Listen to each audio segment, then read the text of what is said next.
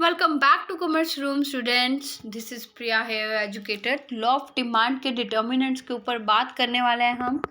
तो जो डिमांड है उसके क्या क्या डिटर्मिनेंट्स हैं, लॉ डिमांड का फंक्शन हम इसको कंसिडर कर सकते हैं कि ऐसी कौन कौन से फंक्शन, कौन कौन सी चीज़ें हैं, अदर फैक्टर्स हैं जो कि हमारी डिमांड को इफ़ेक्ट कर सकते हैं।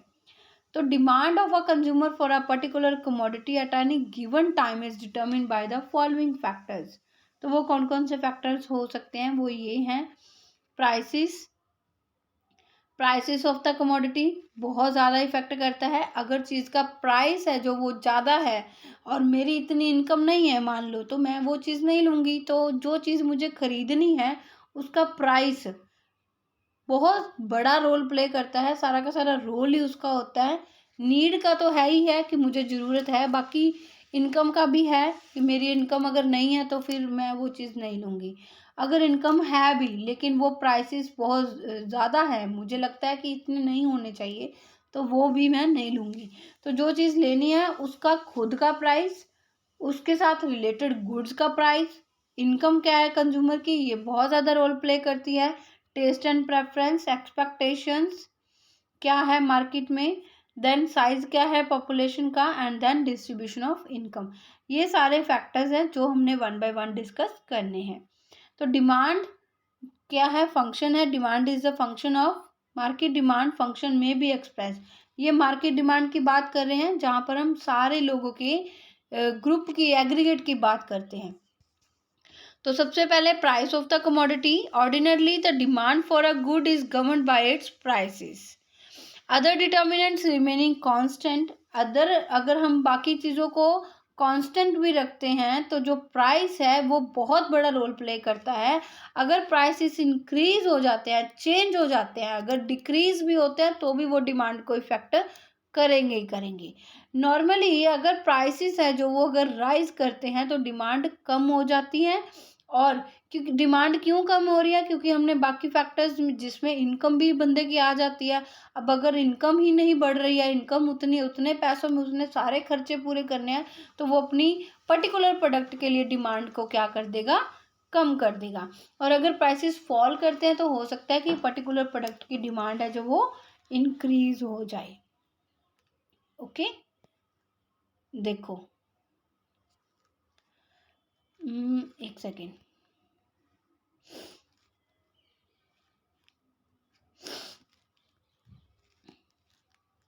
यहाँ पर ओ वाई एक्सिस के ऊपर प्राइस बताए हैं एक्स के, और एक्स एक्सिस के ऊपर क्वांटिटी डिमांडेड बताई गई है आपको। ठीक है, तो जब प्राइसेस पी थे, जब प्राइस पी थे तो एक कंज्यूमर डिमांड कर रहा था क्यू क्वांटिटी, और जैसे ही प्राइसेस इंक्रीज हो गए हैं, प्राइसेस पी से P1 हो गए हैं, उसने अपनी डिमांड कम कर दी, Q1 कर दी। और जैसे प्राइसेस P1 से P2 आ जाते हैं, कम हो जाते हैं, उसने अपनी डिमांड है जो वो इतनी ज़्यादा इंक्रीज कर दी, ये आ गया। तो इस तरह से जो चीज़ आप परचेज कर रहे हो उसका खुद का प्राइस इस तरह से इफेक्ट करता है, इनवर्स रिलेशनशिप होता है।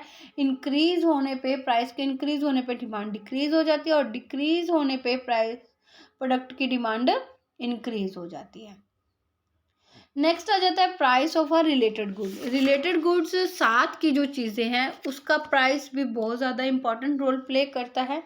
Demand for a commodity not depends not only its on but also prices of the related goods. Related goods में सब्स्टिट्यूट्स और कॉम्प्लीमेंट्री गुड्स आ जाते हैं। Substitute goods are those goods which can be substituted for each other, जो कि एक दूसरे की जगह पे सब्स्टिट्यूट किए जा सकते हैं, जैसे tea and coffee, Limca and Coke. ठीक है, तो demand for Coke is related to the price of a Limca. जो कोक की डिमांड है वो प्राइस, लिम्का के क्या प्राइसेस हैं उसके कारण भी इफेक्ट हो सकती है। अगर लिम्का के प्राइसेस राइज कर जाते हैं, इंक्रीज हो जाते हैं, तो लोग क्या है, कोक पे शिफ्ट हो जाएंगे, कोक की डिमांड इंक्रीज हो जाएगी। अगर लिम्का के प्राइसेस डाउन हो जाते हैं तो कोक की डिमांड भी डाउन हो सकती है, क्योंकि लोग कोक को छोड़कर लिम्का पर आ जाएंगे। दूसरे शब्दों में कह सकते हैं कि ये जो चीज़ें हैं सब्स्टिट्यूट होती हैं। Quantity demanded for one good is positively related to the price of the other goods है। जितनी क्वांटिटी डिमांड करनी है ये पॉजिटिवली रिलेट करते हैं किसी और प्राइस के ऊपर, किसी और गुड्स के प्राइस के ऊपर। If the price of one good, for example Pepsi, Pepsi के प्राइसेस इंक्रीज हो रहे हैं तो इसकी सब्स्टिट्यूट क्या है, कोक, इसकी डिमांड इंक्रीज हो गई। ठीक है, अब दोनों चीजें इंक्रीज ही हो रही हैं, पेप्सी के प्राइस इंक्रीज हो गए और कोक की डिमांड इंक्रीज हो गई। जब दोनों के इंक्रीज हो रहे हैं, दोनों सेम डायरेक्शन में जा रहे हैं तो पॉजिटिव है। बट फर्क इतना है कि प्राइस है जो वो किसी और प्रोडक्ट के हैं और डिमांड किसी और प्रोडक्ट की है। Contrary to it, if the price of Pepsi decreases, अगर पेप्सी के प्राइसेस डिक्रीज करते हैं तो कोक की डिमांड भी डिक्रीज हो जाएगी। दोनों पॉजिटिवली तो जा रहे हैं लेकिन एक दूसरे के अलग हैं, एक का प्राइस है और दूसरे की डिमांड है। तो ये हो गया हमारा सब्स्टिट्यूट गुड्स। देखो, जब प्राइसेस पी थे, price of Pepsi, demand for Coke कितनी थी, इतनी थी। क्यों, प्राइसेस पेप्सी के हैं, डिमांड कोक की है। और जैसे ही प्राइसेस इंक्रीज हो गए पेप्सी के, कोक की डिमांड इंक्रीज होगी। तो ये कुछ इस तरह से हमारी डिमांड कब बनती है, demand for substitute goods. Okay, I hope यहाँ तक आपको क्लियर होगा। कॉम्प्लीमेंट्री गुड्स आ जाते हैं आगे। कॉम्प्लीमेंट्री गुड्स कौन से होते हैं, goods are those which complete the demand for each other such as car and petrol, जो एक दूसरे की डिमांड को पूरा करते हो। जैसे पेन और इंक, अगर इंक ही नहीं है तो पेन मार्केट में क्या करेगा, अकेला कुछ नहीं कर सकता। अगर पेट्रोल ही नहीं है तो कार खाली क्या करेगी, कुछ नहीं कर सकती। तो ये जो चीज़ें हैं ये कॉम्प्लीमेंट्री है, कॉम्प्लीमेंट्री गुड्स है, जो अगर हमने एक की डिमांड कर रहे हैं तो साथ में दूसरे को भी डिमांड हमें करना ही पड़ेगा। देयर इज एन इनवर्स और negative relationship between the demand for the first good and the price of the second. Inverse relationship है which happens to be the complementary to the first.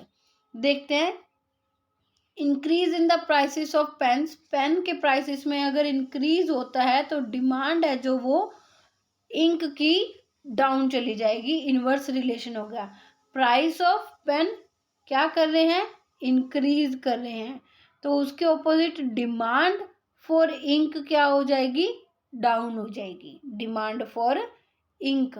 क्योंकि अगर pen के prices increase हो रहे हैं तो आने वाले टाइम में पेन, जो पेन की डिमांड है वो भी रिड्यूस होगी। पेन की डिमांड अगर रिड्यूस हो रही है तो इंक क्या करना है, इंक की डिमांड भी रिड्यूस ही होगी। ओके, तो इस तरह से अगर पेन के प्राइसेस डिक्रीज करते हैं तो डिमांड है जो वो इंक की क्या हो जाएगी, इंक्रीज हो जाएगी। ये इनवर्स में चलते हैं, कॉम्प्लीमेंट्री गुड्स की इनवर्स में चलते हैं और सब्स्टिट्यूट की सेम में चलते हैं। इनवर्स नहीं होता, सेम डायरेक्शन नहीं होती उनकी। In other words, if the two commodities are complementary and the price of one increases and the demand for the other commodity will be decline. अगर दो commodity complements हैं, अगर एक का प्राइस इंक्रीज हो रहा है तो दूसरे की डिमांड भी क्या हो जाएगी, डिक्लाइन हो जाएगी। क्योंकि जिसका प्राइस इंक्रीज हो रहा है उसकी तो डिमांड डिक्रीज होनी है, साथ में उसकी भी डिक्रीज होगी जिसकी वजह से वो खुद है। ठीक है, जो एक दूसरे के कॉम्प्लीमेंट है, जो एक दूसरे की डिमांड को क्या कर रहे हैं, पूरा कर रहे हैं, और वाइस वर्सा। जैसे कि प्राइस ऑफ पेन पहले था पी और डिमांड थी इंक की क्यू, और प्राइसेस इंक्रीज हो गए, P1 हो गया और डिमांड क्या होगी, इंक की रिड्यूस हो गई, पीछे आ गई। तो ये कुछ इस तरह से हमारी डिमांड कब बनती है, demand for complementary goods. I hope यहाँ तक आपको क्लियर होगा। देन आ जाता है income of a consumer. Consumer की इनकम भी बहुत ज़्यादा रोल प्ले करती है जी। रिलेशनशिप जो होता है वो पॉजिटिव होता है कंज्यूमर की इनकम के बीच में और उसकी डिमांड के बीच में। पॉजिटिव का मतलब दोनों सेम डायरेक्शन में चलते हैं। अगर मेरी इनकम, प्राइस नहीं लिख रहे अभी हम यहाँ पर, इनकम मेरी अगर इंक्रीज हो रही है तो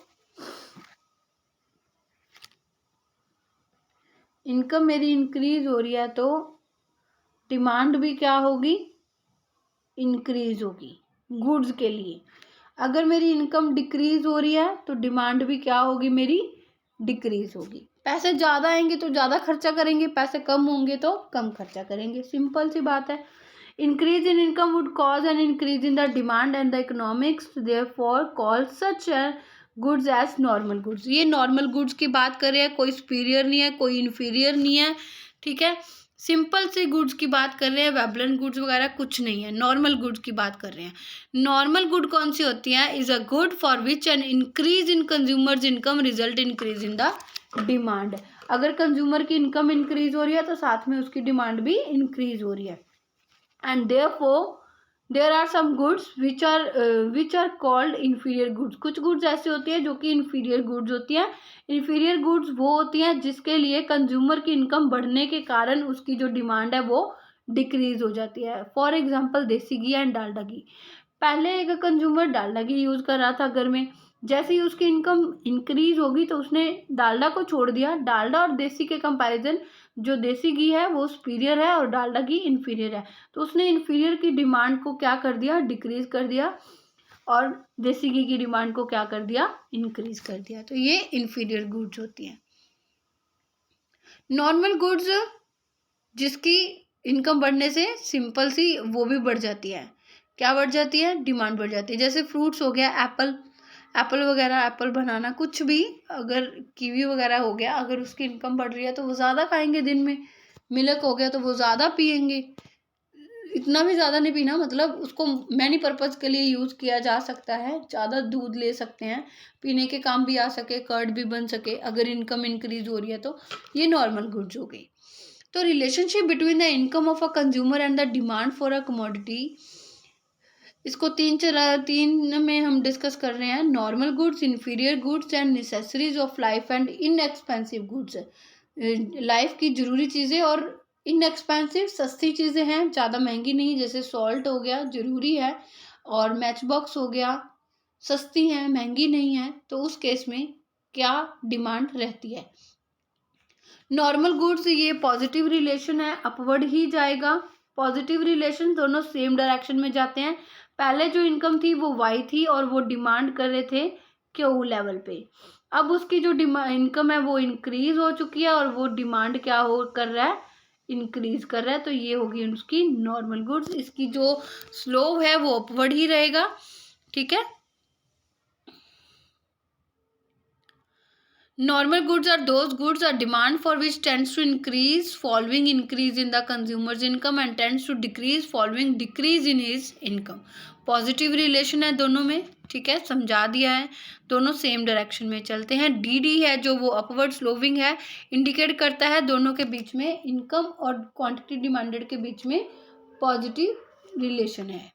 ओके, देन आ जाता है इन्फीरियर गुड्स। इन्फीरियर गुड्स वो होती है जो कि डिक्लाइन कर जाती है इनकम के बढ़ने के कारण। एग्जाम्पल मैं आपको दे चुकी हूँ, दोनों के बीच में इन्वर्स रिलेशनशिप होता है।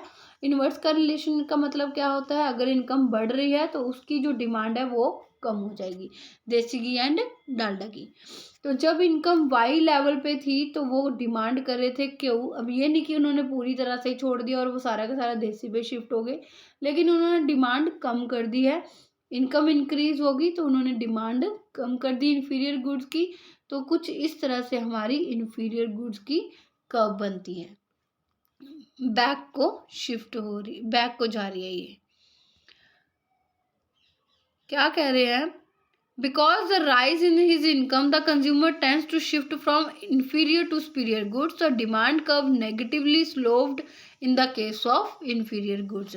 नॉर्मल गुड्स के केस में वो पॉजिटिवली स्लोव करते हैं, बैकवर्ड नहीं है, ये अपवर्ड है, ठीक है। और इन्फीरियर गुड्स के केस में ये नेगेटिवली स्लोव करते हैं।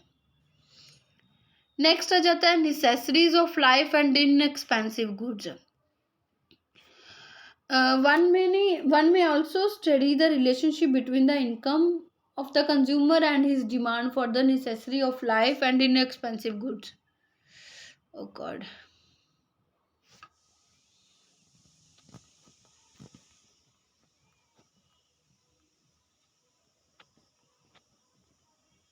कहाँ गया?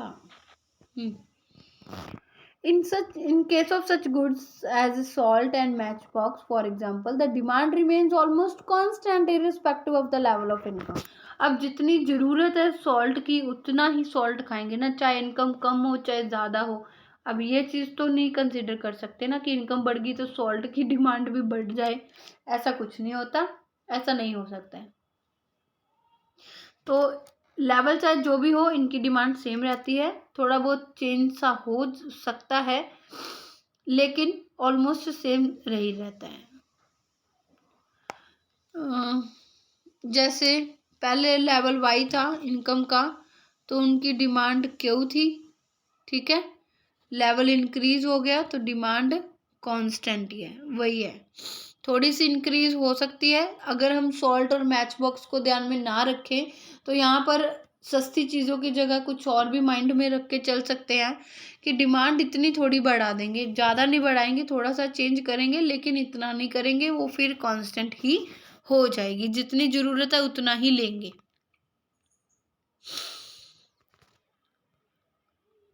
तो तीनों को इन्होंने एक ही फिगर में बताया है आपको. First of all the D D is the demand curve for the normal goods rise continuously with the income. D हमारी ये रही है, ये पॉजिटिव है नॉर्मल गुड्स के लिए. पहले मैं डिस्कस किया था जो जैसे जैसे इनकम बढ़ती जाएगी वैसे वैसे इनकी भी डिमांड भी बढ़ती जाएगी नॉर्मल गुड्स में. और फिर उसके बाद बात कर रहे हैं सेकंड नंबर पे इन्फीरियर गुड्स की, आई की. इन्फीरियर गुड्स वो गुड्स है जिसकी डिमांड है जो वो कम हो जाती है इनकम के बढ़ जाने से. तो ये इस तरह से बनती है बेंट बैकवर्ड, तो पीछे की ओर चली जाती है. और उसके बाद एम एन कर्व है हमारी. M N curve inexpensive goods के लिए है. तो ये जो नेसेसिटीज हैं गुड्स की ये पैरेलल ही रहती है ओ वाई एक्सिस के, जो कि शो करती है कि ये रिमेन कांस्टेंट ही रहती है, ना ही कम होती है ना ही ये ज़्यादा होती है. लेवल ऑफ इनकम का फ़र्क नहीं पड़ता है. नेक्स्ट आ जाता है टेस्ट एंड प्रेफरेंस. ये भी हमारे फैक्टर्स में ही आता है. ऐसे कौन कौन से फैक्टर्स हैं जो कि डिमांड को इफेक्ट करते हैं. बाकी चीज़ें होगी तो टेस्ट है जो वो भी बहुत ज़्यादा इफेक्ट करता है डिमांड का. Terms are used in the broad sense, जैसे कि फैशन हो गया, हैबिट हो गया, कस्टम हो गया. टेस्ट एंड प्रेफरेंस के कारण ही लोग हैं जो वो डिमांड करते हैं. कुछ चीज़ें ऐसी होती हैं जो एक पर्सन को अच्छी लगेंगी और दूसरी को वही चीज़ अच्छी नहीं लगेगी. और बहुत सारे लोग ऐसे होते हैं जो एडवर्टीजमेंट जो टीवी वगैरह में देखते हैं उससे इफेक्ट हो जाता है कि हमारा favourite one hero and heroine ये चीज़ यूज़ कर रहा है तो हमें भी करनी है. तो कुछ चीज़ें इस तरह से कुछ लोग इफेक्ट हो जाते हैं कि हमें ट्रेंड को फॉलो करना है, ये चीज़ फैशन में है, हमें उसने पहनी थी, उसने यूज़ करी थी तो मुझे भी ये चीज़ यूज़ करनी है. और कुछ लोग ऐसे होते हैं जो ट्रेंड को फॉलो नहीं करते, सिर्फ वही चीज़ों के फॉलो करते हैं जो उनको सूट करती हो, जो जिसमें वो कंफर्टेबल हो, वो ट्रेंड को नहीं करते. तो ये उनका अपना टेस्ट हो गया, उनकी अपनी प्रेफरेंस होगी. क्लाइमेट हो गया, न्यू इन्वेंशंस हो गया. Other things being equal, demand for those goods increases for which income develop the taste and preference. डिमांड उन चीज़ों की बढ़ती है जिसमें कंज्यूमर का टेस्ट और प्रेफरेंस डेवलप होता है. तो unfavourable change in the consumer preference and taste of the product will cause demand decrease. अगर कोई किसी का टेस्ट ही नहीं बढ़ रहा, कोई इफेक्ट ही नहीं हो रहा, किसी ट्रेंड को नहीं फॉलो कर रहा, तो वो डिमांड है जो वो डिक्रीज ही हो जाएगी. कोई अगर उसको इफेक्ट नहीं, इन्फ्लुएंस नहीं कर पा रही, अनफेवरेबल चेंज है तो वो डिमांड डिक्रीज करेगी. अगर ये इन्फ्लुएंस हो रही है तो डिमांड इंक्रीज करेगी. आई होप यहाँ तक आपको क्लियर होगा. एक्सपेक्टेशंस हम पीछे भी डिस्कस कर चुके हैं. कुछ चीज़ों के रिगार्डिंग लोगों की सोच क्या है, एक्सपेक्टेशंस क्या है, प्रोडक्ट की अवेलेबिलिटी को लेके, प्राइस को लेके, ठीक है, वो क्या सोचते हैं. अगर किसी को लगता है कि हो सकता है आने वाले टाइम में प्राइसेस इंक्रीज हो जाए तो हम आज ही उसकी डिमांड इंक्रीज कर दे. हो सकता है कि उनको लगता है आने वाले टाइम में ये मुझे चीज़ मिलनी ही नहीं है तो मैं आज ही खरीद के रख लूँ. जैसे कोविड के टाइम पे हुआ था, वेजिटेबल्स वगैरह लोग पहले से ही एक एक दो दो दिन स्टोर करके रख रहे थे. वैसे तो उनको अवेलेबल थी बट फिर भी उन्होंने स्टोर करके रखा एक एक दो दो दिन. या जब नोटबंदी हुई थी उस टाइम पे जब थोड़े टाइम के लिए वैलिड थे पुरानी करेंसी, तो उन्होंने पहले से ही क्या कर दिया, थोड़े बहुत पैसे अपने पास रखने शुरू कर दिए, नई करेंसी वाले या कह लो खुले पैसे रखना शुरू कर दिए, सो दैट कि उनको इजी हो सके, क्योंकि उनको लगता होगा कि फ्यूचर में अवेलेबल नहीं होंगे तो थोड़ी दिक्कत हो सकती है, पता नहीं कब चेंज होंगे, है ना। तो काफ़ी सारी चीज़ें हैं जो इसकी हम एग्जाम्पल में कंसिडर कर सकते हैं। प्रोडक्ट की अवेलेबिलिटी को लेके, प्राइस को लेके वो क्या सोचते हैं, उनको क्या लगता है। अगर उनको लगता है कि फ्यूचर में प्राइसेस फॉल करेंगे तो वो अपनी डिमांड को, प्रेजेंट वाली को भी हो सकता है कि पोस्टपोन कर दे, अभी क्यों लेना, फिर बाद में ही ले लेंगे जब प्राइसेस कम होंगे। तो एक्सपेक्टेशंस काफ़ी रोल प्ले करती है।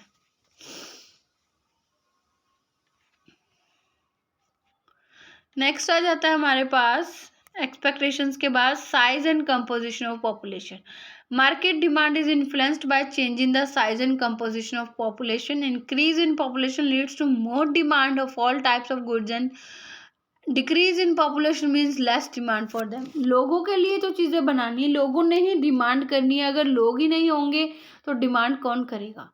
तो साइज है जो पॉपुलेशन का, वो बहुत ज़्यादा इफेक्ट करता है, ठीक है। Composition of population also affects in the demand. Composition का मतलब है number of children, adult, male, female, किस तरह का ग्रुप है। अगर बच्चे ज़्यादा है कहीं पर तो वैसी चीज़ें वो डिमांड करेंगे जो उनको सूटेबल है, जो उनको अच्छी लगती हैं। अगर मेल्स हैं, फीमेल्स हैं, तो वो अपने हिसाब से चीज़ें लेंगे, है ना। तो ये चीज़ें भी बहुत ज़्यादा इफ़ेक्ट करती हैं। Next, distribution of income. Distribution of income, market demand influence होती है सोसाइटी में इनकम के डिस्ट्रीब्यूशन से। अगर अनइक्वल डिस्ट्रीब्यूशन है कंट्री में, तो जो more demand for luxury goods है, कलर टीवी हो गया, ऑटोमेटिक वॉशिंग मशीन होगी, वीडियो कैमराज होंगे, तो वो कौन करेगा, जिनके पास पैसा है। Unequal distribution of income in a country, तो वहाँ पर ज़्यादा डिमांड होगी। और अदर हैंड, अगर जो इनकम है इवनली डिस्ट्रीब्यूटेड, तो वहाँ पर कम होगी इन गुड्स की demand for the luxury goods, तो वहाँ पर निसेसरी की ज़्यादा डिमांड होगी, कंफर्ट्स की ज़्यादा डिमांड होगी।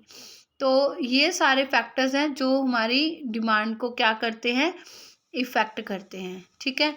थोड़ा सा पोर्शन बाकी है तो उसको हम नेक्स्ट वाली क्लास में डिस्कस करते हैं। आई होप आपको क्लास अच्छी लगती है, कुछ भी बेनिफिट आपको मिल रहा है तो चैनल को सब्सक्राइब करना मत भूलिए, इसको शेयर करना मत भूलिएगा। Thank you so much students, मिलते हैं हमारी नेक्स्ट क्लास में।